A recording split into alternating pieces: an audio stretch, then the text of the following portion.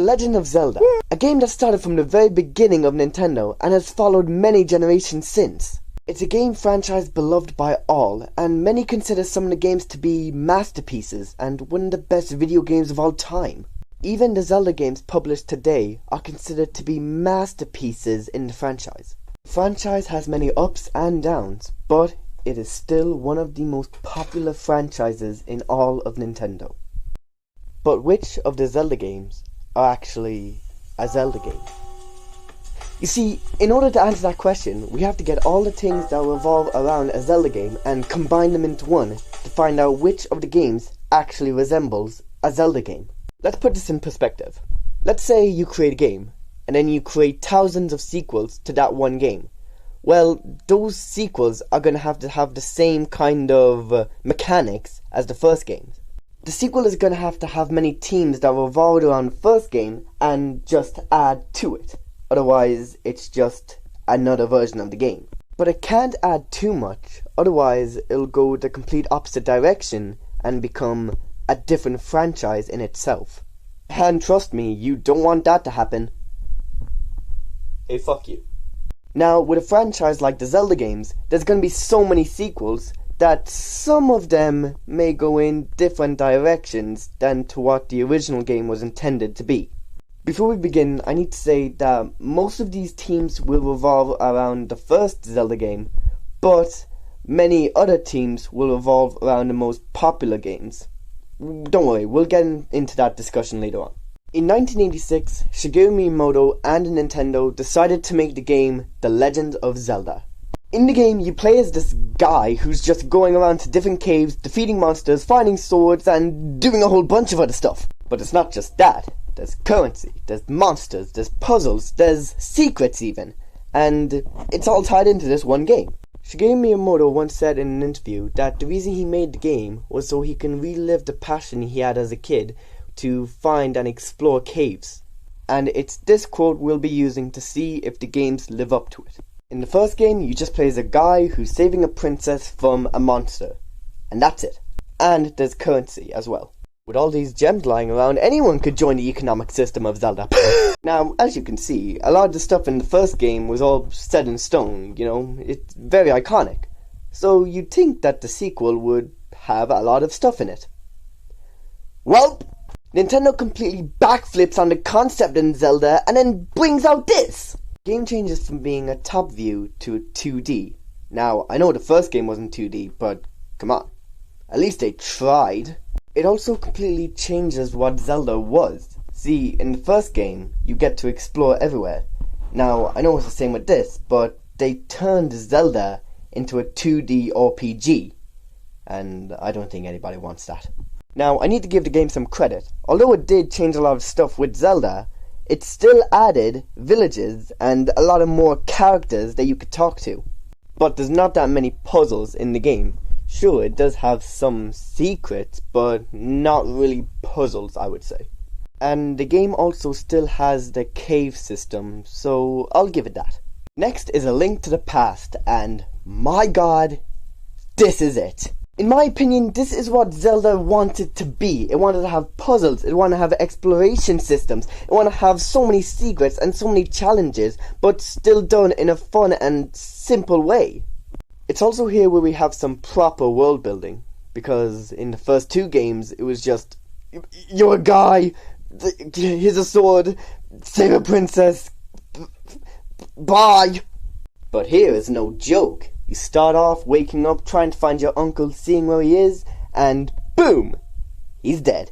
And then Link's reaction to his uncle's death is just to walk away.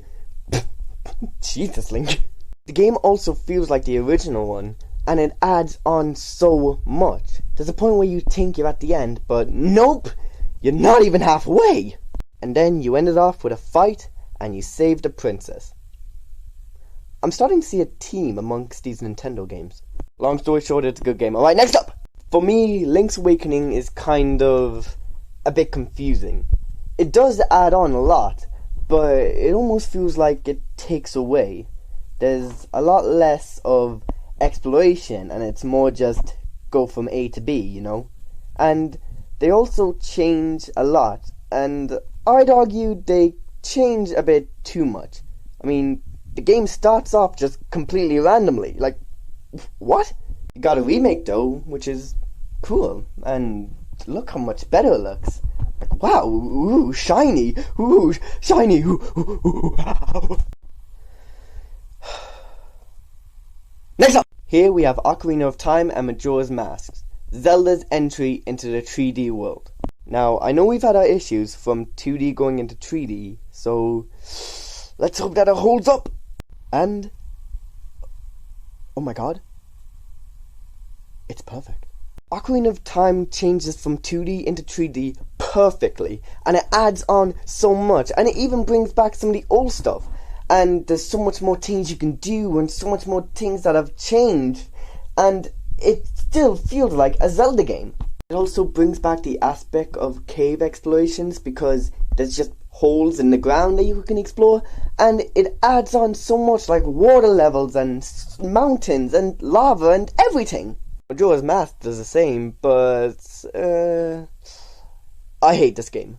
But that's a story for another day. Next, there's Oracle of Seasons and Oracle of Ages, and I mean, not much to say really.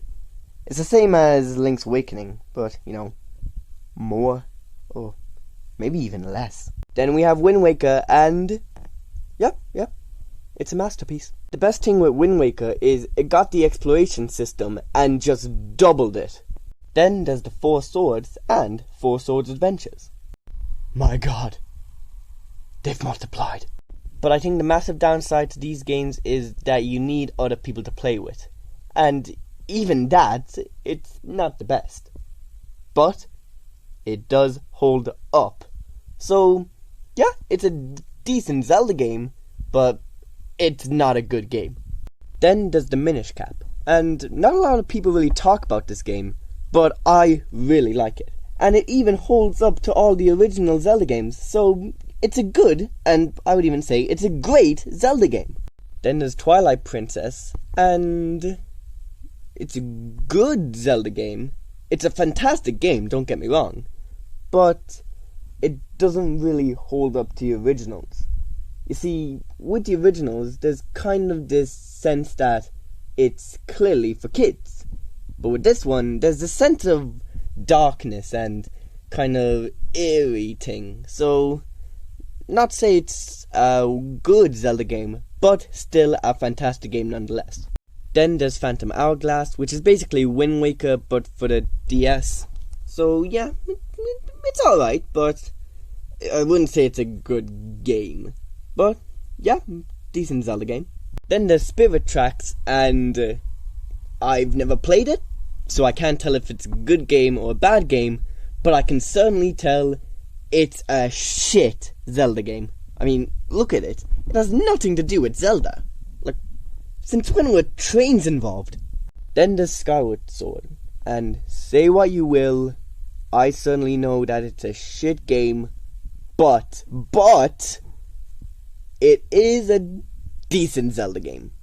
I mean, the boss fights are shit, and the controls are horrendous, but there is still a lot of aspects of what Zelda is inside of it. You know, there's exploration, there's dungeons, there's so much. Doesn't mean it's good though. Then there's A Link Between Worlds, and I highly recommend you play this game. Not only is it really good, but it's also a really great Zelda game. It holds up to a lot of stuff. There is massive explorations, and there's massive secrets. It has a mechanic that is amazing. So yeah, give it a play. Then there's this one, and it's shit all around. Then there's the fantastic Legend of Zelda Breath of the Wild. Do I really need to say anything about how good this game is? Well, no, because that's not what this video is about.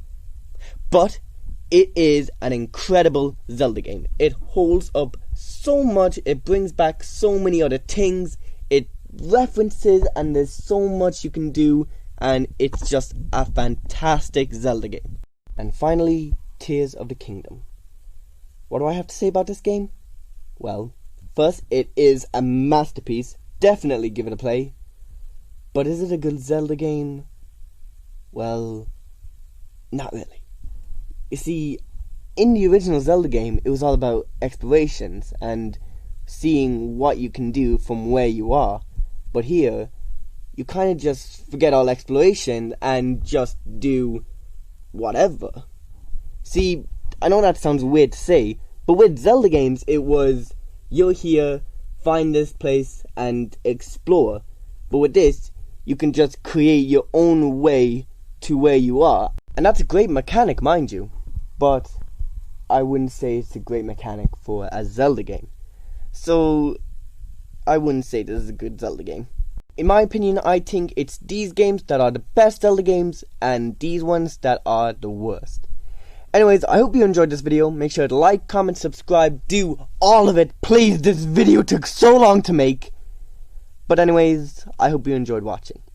Well, bye!